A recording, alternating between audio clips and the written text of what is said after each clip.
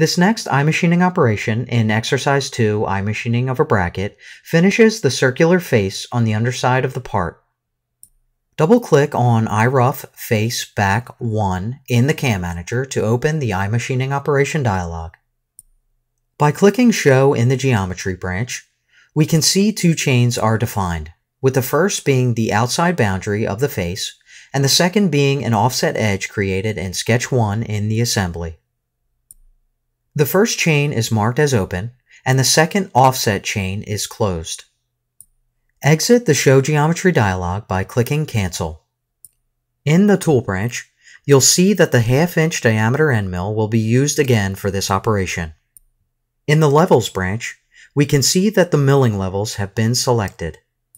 We will use the default Technology Wizard settings with a machining level aggressiveness of 6. On the Technology page, we can see that there is no offset on the floor, meaning the entire face will be machined in this operation.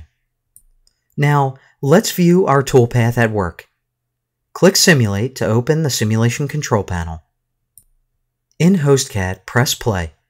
We see that a spiral toolpath is performed from the outside, collapsing towards the inner chain. Next, let's view the simulation using Solid Verify. Press play to view the cutting tool in 3D moving around the part and performing the bottom face machining. Now, let's exit the simulation and operation dialogues and view the last operation in the CAM tree.